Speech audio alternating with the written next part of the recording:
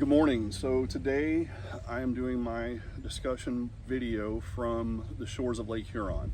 The video this week for me is going to be about the role of the Great Lakes in the American Revolution. This is Lake Huron. If you just look across, you can see Canada right across the way there, about a mile away probably. And of course Lake Huron is pretty big. It's a vast inland sea like the other Great Lakes. I had never been to the Great Lakes growing up in Texas, and then meeting my wife when I was in college. I went to college in Texas, and then we moved up here eventually a few years ago to live closer to family. And but the first time I ever came here and saw the Great Lakes, I was just kind of blown away by how big they are.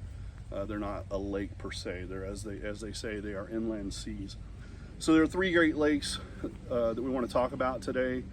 There are 5 total, but Lakes Michigan and Superior were too far to the west to have been involved in the conflict in the American Revolution. But the lakes played a big strategic role, especially for the British and their Native American allies during the war. The 3 bodies of water that we want to talk about are Lakes Erie, Ontario, and Huron. And again, of course, Lake Huron is right behind me today. Lake Erie became a big corridor for moving troops and supplies. Most of Lake Erie borders New York, Pennsylvania, Ohio, and Ontario.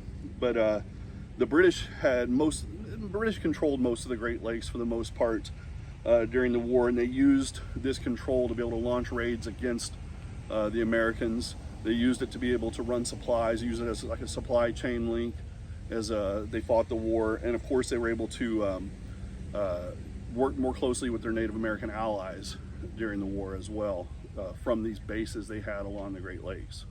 One of the major tribes involved in the war allied with the British were the Wyandot. The Wyandot lived mostly along Lake Erie and were involved in fighting the war with the British. Lake Ontario also saw a lot of military action during the war. The British and American navies fought along Lake Ontario, but the British were mostly in control of that waterway. Large naval battles were rare, but the battles on Lake Ontario the control of Lake Ontario allowed the British to have fairly strong control of the entire Great Lakes region for the most part. At the American Battlefield Trust website, there are a couple good journal articles that talk a lot about what British control of the Great Lakes looked like at the time. Then we also have Lake Huron right behind us here. Lake Huron was somewhat less directly involved in the fighting than Lake Erie or Lake Ontario were, but Lake Huron being so much bigger than Lakes Ontario and Erie created a wide space for the British to be able to use for getting supplies to their troops, and again working with those Native American allies that they had. Overall, the Great Lakes were more than just a geographic just feature on a map during the war, but they were a major supply chain source for the British. If we look at Robert Middlecoff in his book The Glorious Cause, which is considered one of the most authoritative books on the Revolution, he does some describing early on of British control of the Great Lakes, especially early on in his book. As far as the historiography of the role of the Great Lakes in the American Revolution goes, it's changed quite a bit over the years. Early on, most history of the American Revolution only looked at the incidents that occurred and the battles that occurred over on the East Coast. As you get further into the 19th century and even into the 20th century, and you start to see more progressive historians or historians from that progressive field, then you start to see more looking at like the economic side of the war. The fur trade, for instance. So the fur trade was the major economic driver of the Great Lakes region at the time.